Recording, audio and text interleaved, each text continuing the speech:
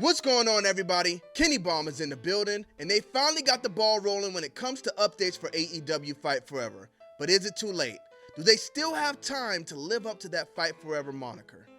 We gotta talk about it. But first, let me know in the comment section, are you guys still excited for the future of AEW Fight Forever, or have you already put it down for good? But don't forget to smash that subscribe button, because this will be your new favorite spot for everything pro wrestling. Now let's get into it.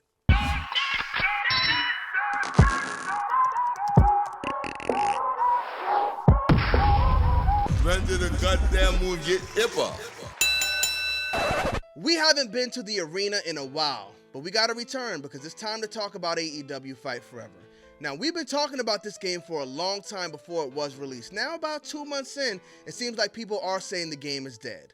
And that's a tough pill to swallow, for me at least, because I enjoy the gameplay in AEW Fight Forever more than any wrestling game since WWE 2K19. Now that's core gameplay. When it comes to features, AEW doesn't come close to any of the WWE games. And that's the problem. Yuke's had the opportunity to do something special here, and they did, but focusing on things like mini games in the Stadium Stampede match hurt the core of AEW Fight Forever and took away from what we all came to see, the in-ring wrestling.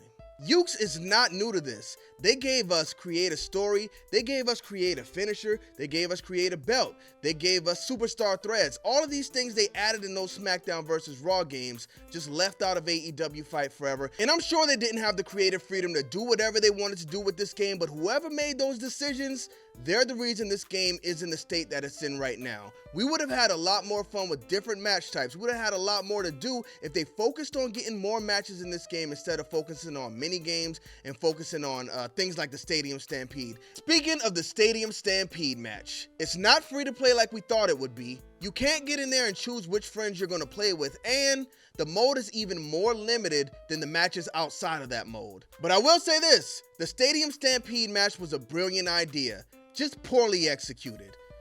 But you better believe, if WWE sees this and they think it was a good idea, you remember in the pandemic era when they did that Money in the Bank match in WWE headquarters? We will be seeing a WWE headquarters Money in the Bank match in a 2K game here pretty soon, and they're not going to execute it poorly because they got the budget. But let's put the Stadium Stampede match to the side because we did finally get that update. We also got a big patch along with it. A lot of minor fixes included in that patch, but at least we did get some kind of patch. And right behind that, there wasn't any communication. No communication, just, hey, Keith Lee's coming out tomorrow. And that was done on a Twitch stream that I didn't even know what was going on. So it's all bad right now for AEW Fight Forever, but at least they're getting these things out.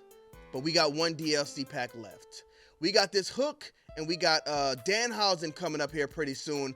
You can assume they will be released in September, just this month, but can we really assume that? And what's even funnier is that August 31st release date was already on the Nintendo Switch for Keith Lee, but nobody wanted to touch it because of what happened the first time. So that tells me those DLC release dates that were posted on the Switch before, those were the actual release dates that they wanted to hit, but they weren't able to get it done in time. They said it wasn't, but I'm sure that was the release date. So what's next for the future of AEW Fight Forever? And is this game, in fact, dead? It's going to be tough. It's going to be very tough, especially because of the way they communicate. Now, I don't know if we get this Hookhausen pack in September, but there's so many games coming out in September and October. I don't know.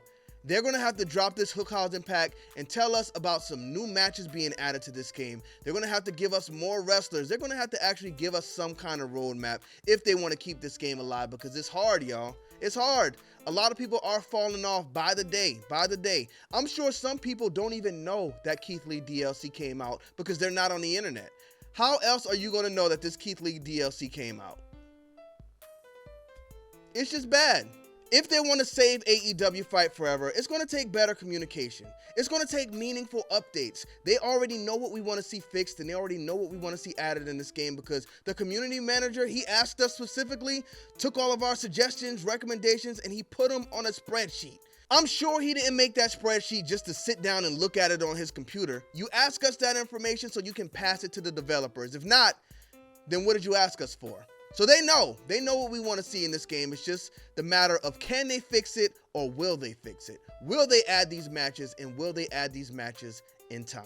I don't think it's too late for AEW Fight Forever, but I think if they want to fix it, they got a lot of work to do and they don't got a lot of time to do it. Let me know what y'all think about this in the comment section. If they were to add or fix one thing in this game tomorrow, what would you want that to be? Let me know. Thank y'all for tuning into this video. Don't forget to drop a like on it and smash that subscribe button. Bomb Squad. Let's get to that.